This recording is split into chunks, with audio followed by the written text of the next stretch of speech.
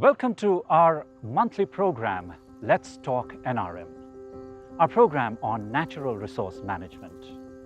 This is brought to you by MBMA, the Meghalaya Basin Management Agency, under the CLEM program, the Community-Led Landscape Management Project.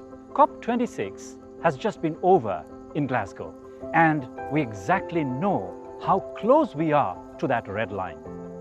Just 0.4 degrees centigrade more, and the process is going to be irreversible. What Meghalaya needs to do to reverse that process, the responsibility that Meghalaya has, the actions that Meghalaya is going to take and is already taking, to discuss these, we have none other than the person at the helm of affairs in Meghalaya, the Chief Minister of Meghalaya, Mr. Conrad K. Sangma, with us today. Sir, you are at the helm of affairs in a state that has been identified as one of the biodiversity hotspots in the world. What does natural resource management mean to you? Well, in a way, if you look at it, it means everything. Our state as it is a hotspot for biodiversity, as you mentioned. And the natural resources we have is abundant. Mm-hmm. And we can see that traditionally the people of the state, the communities have depended on the natural resources that are available in the state. What is important in today's world, especially with the impact of climate change and the CO2 emissions, and being a very sensitive area, we need to realize that climate change will affect us more. So what really we are trying to look at is that we need to realize as a government and as a society that we need to manage our natural resources in a better manner compared to maybe other regions of the world or the country. So that is what it is, and what we realize is that being very sensitive area, we need to come out with different programs, we need to incentivize the community, we need to involve the community, we need to create awareness among the people, and we need to invest in the whole process. So therefore, how do we manage the natural resources we have so that the livelihood remains for the people, and yet we are able to balance it out and protect the environment and the ecology at the same time. So the balance between these two, the management of these natural resources, will be key in the coming years when we have climate effects affecting us more compared to the rest of the world. So that's why it is very critical for us. So can we come out with mechanisms where we can actually bring out livelihood, create value out of these while maintaining it and ensuring that it is used in the right way and protecting our environment and yet creating livelihood out of this. Absolutely. So that's really what the balance and the management part is. COP26 has just been over in Glasgow, and we know that if we don't act fast, we are going to cross that 1.5 degree centigrade increase, average increase since the pre-industrial era. Prime Minister Modi has already promised that by 2070, India is going to become carbon neutral. What do you think Meghalaya needs to do, and what are those things that Meghalaya already is doing to make sure that we are on the right path? Yes, you're absolutely right. Now, 2070 is the time frame where the Honorable Prime Minister of India has set the target for our country. But I strongly feel that Meghalaya can be one of the first states to actually achieve it. And the reason is that number one, we have already an advantage in terms of our carbon emissions being lesser compared to most of the other locations. And also the fact that our forest covers and other aspects do balance out for the different emissions that take place. I think what is important for our state, or for any other state for the matter of fact, or government, is to realize which are the main contributors to the emissions that are there in their respective states, and which are the areas which will actually neutralize more compared to others. So therefore, we realize that there are certain industries that are there in our state, which are the larger contributors to the CO2 emission. Now, if that contributes, for example, 30–40%, then strict measures to ensure that better technology can be utilized by these industries so that it doesn't have to close down, but at the same time they adhere to the constraints and the levels that the government prescribes. And if we can do more in that part, then I think the results will be faster. So number one, we need to really prioritize which are the sectors and areas where we need to put more stringent laws to control. But as I said, we do need to balance. Doesn't mean that we need to shut down everything. Right. It's just important to know that today in the world there are technologies available that can minimize the impacts, and I think those need to be brought out, and industries need to be asked to adopt those technologies. On the other hand, it will be important to continuously increase our forest cover. It will be important to bring in new technology, like for example electric vehicles. We already have an electrical vehicle policy. We hope that we'll be able to get more and more vehicles that run on electricity, on EVs. We hope that more and more renewable energy, of course, by definition, even hydroelectricity is actually renewable. So therefore, we are, as of now, producing completely clean energy. But then can we enhance that? Can we increase that? All these aspects will be important. You know, lifestyles of the individuals and peoples will be important. So how can we influence our citizens to, you know, preserve water, you know, electricity, power, at the same time request them to reduce their consumptions or recycle, reuse as they call it, so triple R. Right. So I think all these aspects need to be brought in, but of course it requires a larger policy framework, and that's where the government comes in. And that's why it's important for us to prioritize these different aspects and see which one will impact us more, and accordingly act on it. So Meghalaya is rich in natural resources, and at the same time, there's a lot of development required. How do you balance out these two, managing the natural resources and yet keeping the development wheel moving? I think one needs to understand what development really means in the first place. So if you're talking of development as you know, mass industrialization and having a lot of you know, companies coming in, then that's not necessarily the definition that I would go with. So therefore, I think we need to understand that when we say development, it's a holistic development. We need to ensure that infrastructure is there. We need to make sure that livelihood is created for the people. We need to make sure that entrepreneurship is booming. We need to ensure that you know, different resources that we have are managed in the right way. So while we do all of that, yes, we need to see the overall balancing factor of the ecology. Sustainability, absolutely. So, so therefore, if you look at Meghalaya, it can go hand in hand. We can absolutely have a scenario where we can have the development which I was mentioning about, having a holistic development in terms of, yes, the overall infrastructure development, but ensuring that human you know, indicators that are there, those should be up. At the same time, we should have livelihood for the people and the basic facilities that are there. These all can go hand in hand for Meghalaya. And therefore, if you look at it, we are not stressing and saying that we need huge industrialization. We do need industries based on the resources that we have, but it should be in a manner which is sustainable and which respects the natural resources that we have.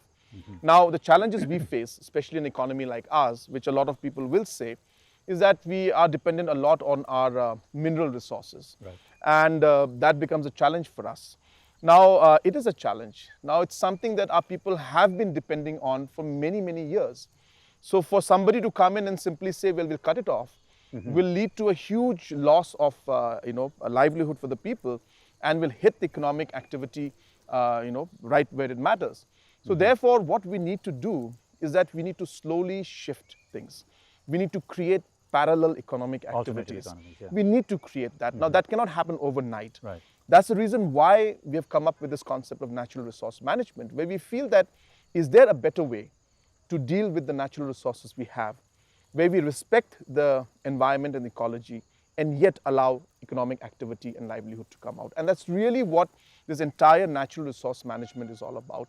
And therefore, striking the balance between these two is the key. And we feel that industries like tourism, industries like horticulture and food processing, industries where our unique resources are there, which can be you know, really used in unique manners. So can we create parallel systems and economies to kind of make alternative for the existing mineral-based you know, economy that we have, is the challenge. And this step which we're doing on natural resource management is part of that activity. And as you were saying, there's a lot of work actually going on in Meghalaya in terms of natural resource management. Right. Do you think a lot of it can set examples for other states of the Northeast and, for that matter, other states of the country? Well, that's not for me to say, but of course we look at a certain issue, we look at a certain situation and we try to see how we could improve it. We realize that we need to protect our catchment areas. So, we have come out with two unique projects to really protect our main catchment areas. We have come out with projects to rejuvenate our spring sheds or the spring waters that we have. A lot of them were dying, and then now you'll see that they're being revived and Right. rejuvenated again. We have started that. We have come up with a program to have over 1,000 reservoirs throughout the state, so that the water can be stopped and collected and can be used by the people, Particularly in the winter, when the in the dry winter months. seasons. Right. So there's another externally aided project which is being worked on. In that we have a water policy. We are one of the first states in the country to have a water policy, which allows the community to come in and participate and manage things. And while we do all of these activities, it's not a government alone based activity. It's an activity that involves the community at large. At the grassroots. And right. because they are the most important stakeholders in terms of the owners as well as the people who will be impacted the most. Absolutely. So therefore, the most important part of all these programs is how we get the stakeholders connected to all of this activity we're doing and yet achieve the goals that we are trying to do. So that's really what it is. And I hope that the examples that we set, the positive results that we get and the positive steps we take, if it can be a guiding kind of a principle or a project for other states, I think that'll be a great thing for us. We'll be very happy. So there is a school of thought that says that the absence of heavy industry in Meghalaya is actually a positive. We don't have to make the same mistakes that other states have made. Our future is open, and we can go in a completely different way and, as you said, make it sustainable. What are your thoughts on this, sir? Every state or every region or every country will have its own economic plan and agenda. It's not necessary that a success story that works in, say, Gujarat has to necessarily be replicated in Meghalaya. We have to see our own local conditions and our local strengths. Absolutely. And our vision for the future. So therefore, complete absence of industry is not what I'm talking about. We do need industries to a certain level. And if there is a scope for it to come up, then it should. But provided, of course, that we follow the guidelines that are there for different aspects of environment or different rules and regulations that need to be followed. But having said that, you're right that for Meghalaya, clearly the advantage lies in our service sectors. It lies in our agriculture sector. Now, we do have a large agriculture economy, but are we able to give the opportunity to our farmers and entrepreneurs to scale it up in terms of adding value and really increasing their income? I think there's a huge scope in that. So I think at the end, food processing, packaging, and market linkage, logistic hubs and the logistic chain, marketing chain, and agricultural productivity chain. I think all these need to be worked on. So we need to take advantage of that. Tourism is a huge sector. We feel we can go into service sector. I think these are great opportunities which have not been explored. So as I said, industrialization to the extent it should, but not necessarily the way other states have done it. Right. I think we should chalk out our own path. And sir, in that connection, where do you see the role of the traditional institutions? The traditional institutions are very much ingrained in the societal milieu and the societal, the way society acts over here in this part of the country. Absolutely. It is, in fact, one of our greatest strengths. Right. And it really allows inclusiveness to be there because it's absolutely down to the grassroots level. So you have a strong institutionalized system mechanism which has worked for centuries, and more importantly, people have believed in it and people have stuck with it. So it is a great advantage, and we should use that in order to implement our economic goals and visions in the long run. And even as we speak, the entire natural resource management program that we're doing, it couldn't be possible without the participation of the community. And as I said earlier, that they are the ones who are impacted the most out of it. So it makes complete sense. A simple example which we're going to do is what we're calling the community public-private partnership model, which is a unique model which has not happened in any other part of the country. What we mean here is that there will be a public-private partnership, but the private, the entity will not be an individual, but the community as a whole. So the community will own the land, the government will invest in it, and then the community will run it again. And there'll be a sharing model between the government and the community. And these kind of models, I think, will be the first of its kind in the country. And that's because of the strong traditional setups that we have. Even larger organizations which are traditionally based are also there. So all the traditional institutions we have, I feel, is a strong strength of ours. And we should use that to our advantage to further the economic goals and visions that we have for the state and the people. Wonderful. So you've been involved in many of these development projects with respect to natural resource management. Can you narrate some success stories from Meghalaya? I can, but it'll be very long. But definitely from, for example, like, in the last many years, we used to plant a lot of saplings. And at the end, we wanted to really do a lot of it, but we didn't have enough. So we started creating a large number of saplings and a nursery for it. And more importantly, rather than using plastic to cover the saplings, we started using bamboo and biodegradable bags to actually keep the sapling together, so that once it's planted, it actually doesn't become counterproductive and actually spoils the environment. So these kind of small things which have done makes a huge difference. This year we'll be planting over 1 crore saplings. Wow. It'll be a record, I think, in the history of our state and maybe many states in the region. So things like these, and maybe more specific example would be recently, which had gone to Makudep village in Riboy area along with Mr. Sampath.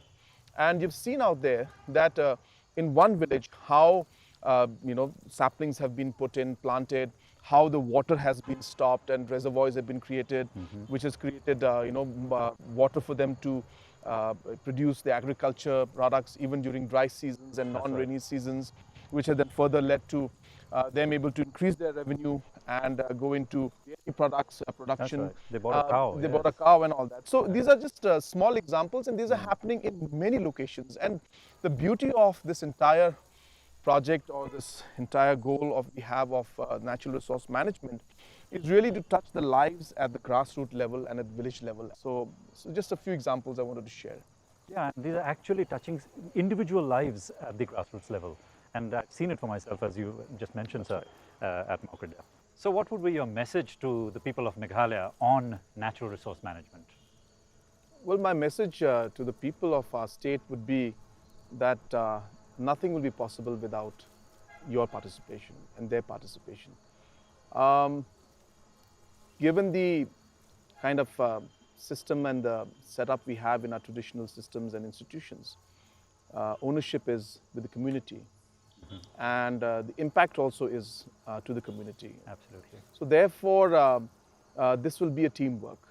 Right. And my message to the people would be that, yes, we as a government have a role responsibility to move things in this aspect, but it cannot happen without your participation and without your support and without your active role in this.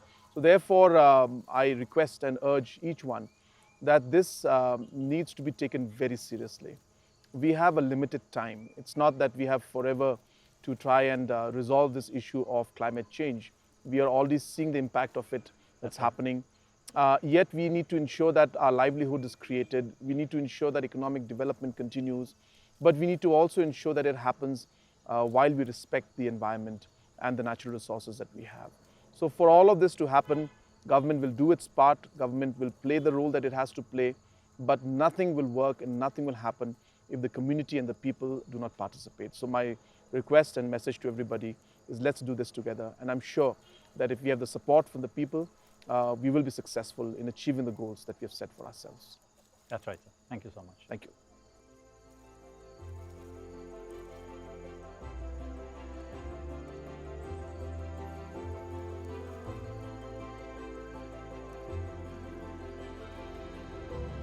So there you are, listeners. The Chief Minister of Meghalaya has prioritized sustainable development over full-fledged industrialization.